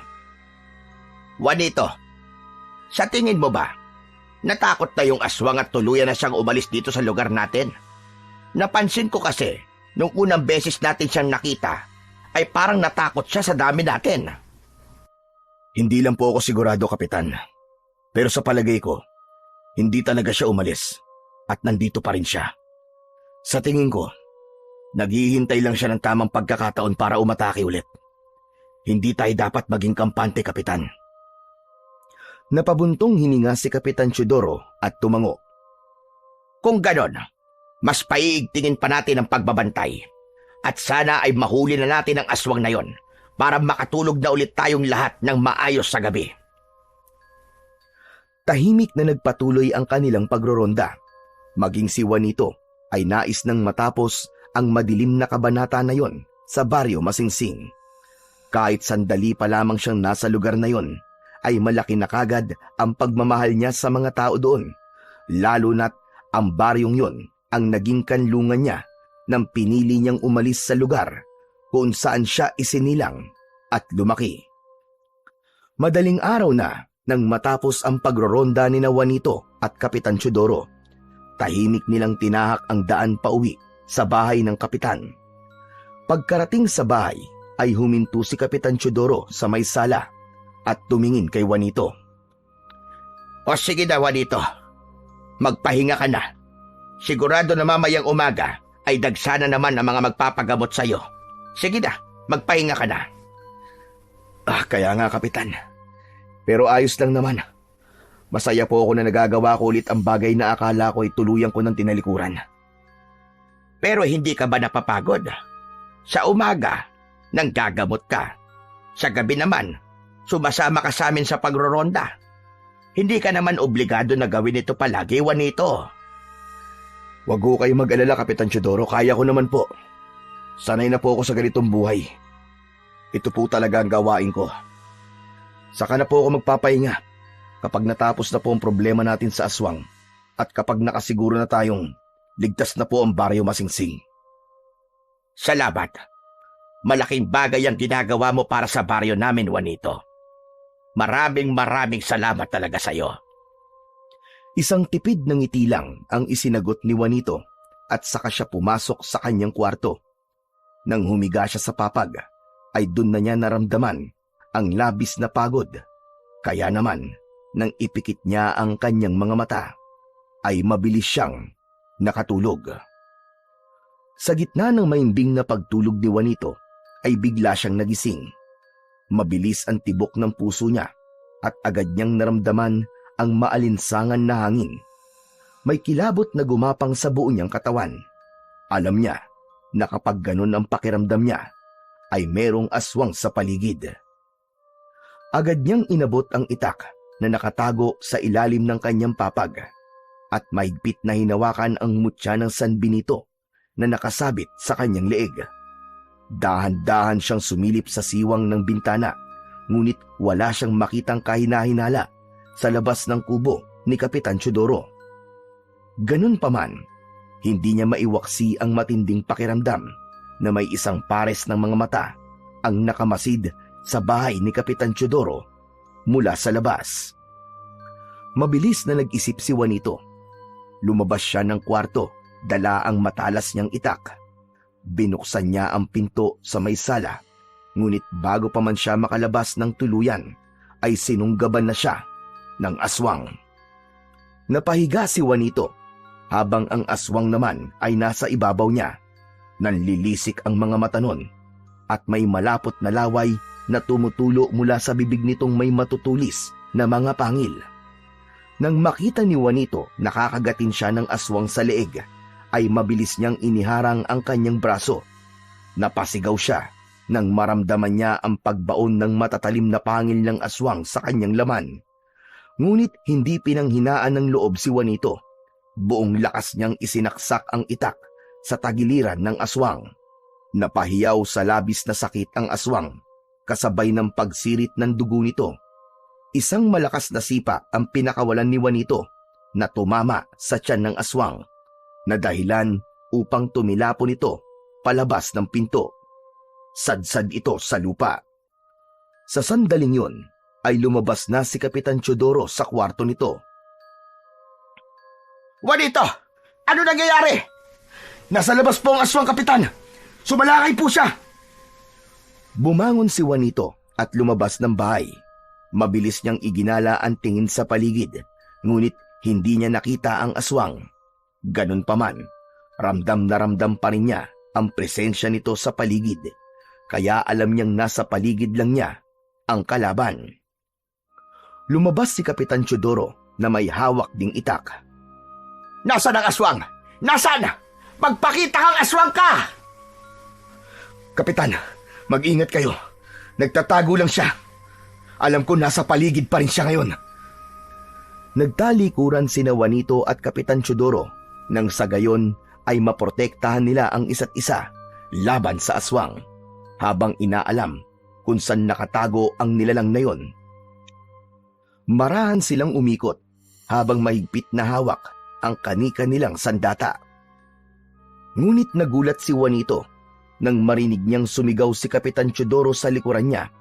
Paglingon niya ay nanlaki ang kanyang mga mata nang makitang hawak ng aswang sa braso ang kapitan, habang hinihila ito palayo sa kanya. At nang bagyang makalayo ang aswang at si Kapitan Teodoro, ay mabilis na sinakmal ng aswang sa leeg ang walang kalaban-laban na kapitan. Bumulwak ang dugo sa sugat sa leeg ni Kapitan Teodoro at walang malay itong bumagsak sa malamig na lupa. Nanginig ang buong katawan ni Juanito at hindi siya makapaniwala sa bilis ng pangyayari. Malakas na tumawa ang aswang habang matalim ang mga matang nakatingin kay Juanito.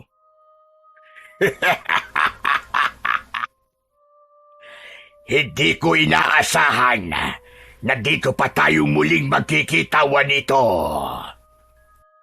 Diablong buwang ka! Paano mo nalaman ang pangalan ko? Matagal na kitang kilala, Juanito. Ikaw ang manggagamot na gumamot sa batang babae na anak ni Amado. Tutal, alam ko naman na mamamatay ka na ngayong gabi. Kaya aaminin ko na sa'yo na ako ang kumulam sa kanya. Ako ang dahilan kung bakit namatay ang batang yon. Alam kong ginamit mo mutya ng San Benito para saktan ako gamit ang katawan ng anak ni Amado.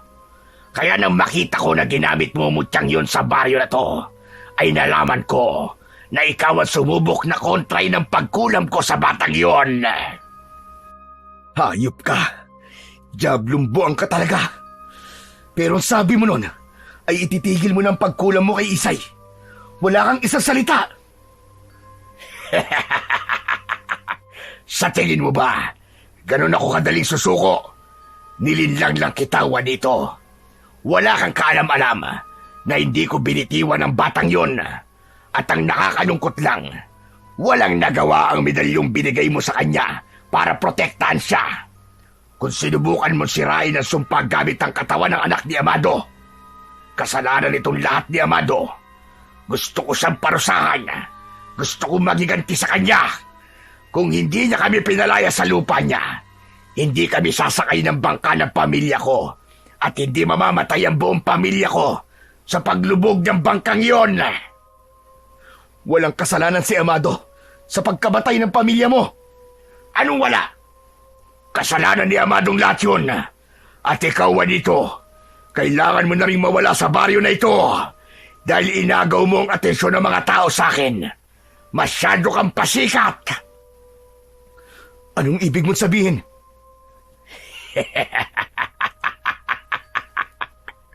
Hindi mo na kailangan malaman pa ang kasagutan.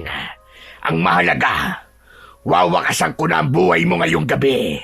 Dahil ako lang ang dapat na mabuhay sa ating dalawa.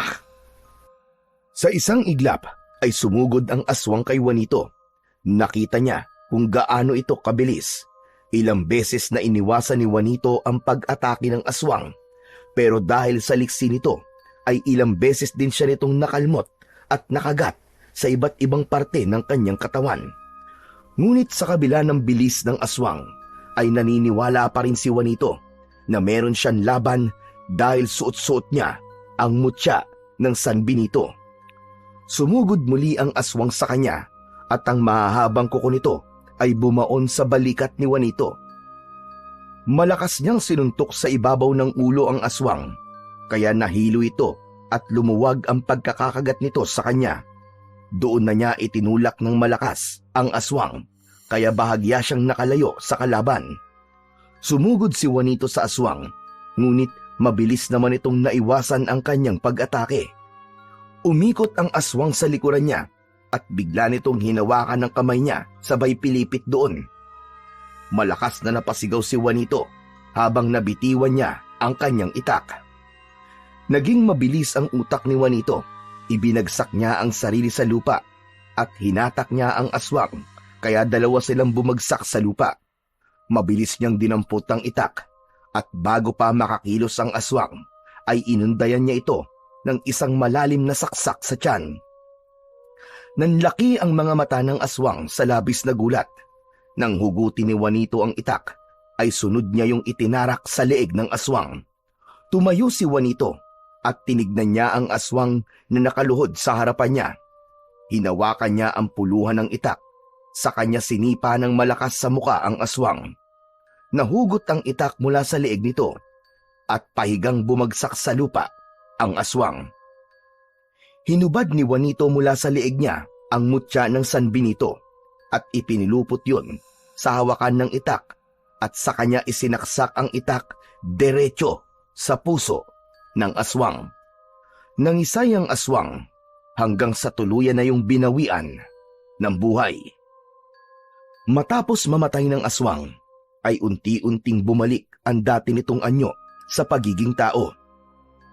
Nanlamig ng gusto si Juanito nang makita niya na si Apong Julio, ang aswang na napatay niya. Napaatras si Juanito at hindi siya makapaniwala sa nalaman na ang tanyag na albularyo ng Baryo Masingsing ay siya palang aswang na gumagala roon.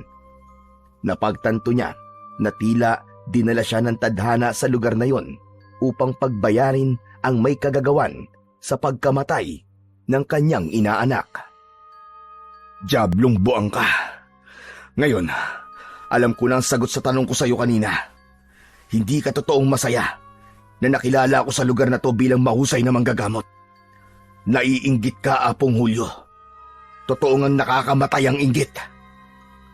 Lumayo si Juanito kay Apong Julio at nilapitan ang nakahandusay na si Kapitan Teodoro. Pinulsuan niya ito at nang malaman niyang meron pa itong pulso, ay agad siyang humingi ng tulong sa mga kapitbahay upang madala ito sa ospital. 3 araw na ang nakalipas simula nang mapatay ni Juanito si Apong Julio. Isang umaga ay dinalaw ni Juanito si Kapitan Teodoro sa ospital. Nung unang araw nito sa ospital ay nasabi na niya ang katotohanan tungkol kay Apong Julio. Alam mo, Juanito, hindi pa rin ako makapaniwala na si Apong Julio pala ang aswang dito sa Baryo Masingsing. Si Raulo ng matanda na yon. Tinanggap namin siya sa baryo namin kahit hindi namin siya lubusang kilala. Tapos ganito pala ang gagawin niya. Inggit lang pala magpapakita ng totoo niyang kulay. Kahit nga po ako, Kapitan Teodoro, hindi rin makapaniwala na si Apong Julio ang aswang. Pero mahalaga ay buhay ka at patay na si Apong Julio. At napanagot ko na rin ang totoong pumatay sa inaanak ko. Sayang lang at wala na ako sa Baryo Tabok. Hindi ko na may papaliwanag sa kaibigan ko ang lahat. Napabuntong hininga si Juanito. May lungkot na bumalot sa puso niya nang maalala si Amado at ang pagkakaibigan nilang nasira. Hindi mo na kailangan magpaliwanag, pare. Alam ko na lahat. Mabilis na napalingon si Juanito sa may pinto at pakiramdam niya ay tumigil ang oras nang makita niya ang kumpare niyang si Amado na nakatayo roon. Hindi siya nakapagsalita dahil ang unang pumasok sa isip niya ay aparisyon lang si Amado. Juanito, nung isang araw, dumalaw siya rito. Hinahanap ka niya. Nagpakilala siyang kaibigan mo at nalaman ko na siya ang tatay ng inaanak mo. Kaya ipinaliwanag ko na sa kanya ang lahat na hindi ikaw ang totoong may kasalanan sa pagkamatay ng anak niya, kundi ang manggagamot at mangkukulam na si Apong Julio ang may gawa ng lahat ng yon. Marahang naglakad si Amado palapit kay Juanito. Pare, patawarin mo ko Kung ikaw ang sinisi ko sa pagkamatay ni Isay, hindi ko dapat inisip yon kasi dapat bilang kaibigan mo ay dapat alam ko na hindi mo magagawa ang bagay na yon sa inaanak mo. Hindi pa rin makapagsalita si Juanito sa labis na pagkabigla. Sa halip, lumapit siya kay Amado at niyakap ito na maigpit. Alam niya na sapat na ang yakap na yon para malaman ni Amado na pinapatawad na niya ito. Nang sandaling yon, ay labis na nagpasalamat si Juanito sa Diyos dahil sa wakas ay muling nagbalik ang pagkakaibigan nila ni Amado na sinira ng isang mangkukulam na aswang. Matapos ang lahat ng nangyari, ay tuluyan ng bumalik si Juanito sa panggagamot. Ngunit sa pagkakataong yon, ay wala ng anino na nakaraan na humahabol sa kanya. Naibalik na rin ang pagkakaibigan nila ni Amado at mas naging matibay pa ang kanilang pagkakaibigan kaysa dati. Humingi rin ng tawad sa kanya ang kanyang ina at ang mga tao sa Baryo Tabok sa panghuhusga ng mga ito sa kanya noon. Pero mas pinili ni Juanito na manatili sa Baryo Masingsing dahil doon niya natagpuan ang babaeng nagpatibok sa kanyang puso. Hindi nagtagal ay nagpakasal na sila ng kanyang nobya at nagsimula na silang bumuo ng sarili nilang pamilya. Nabuhay sila ron ng payapa at masagana at nirerespeto ng mga tao.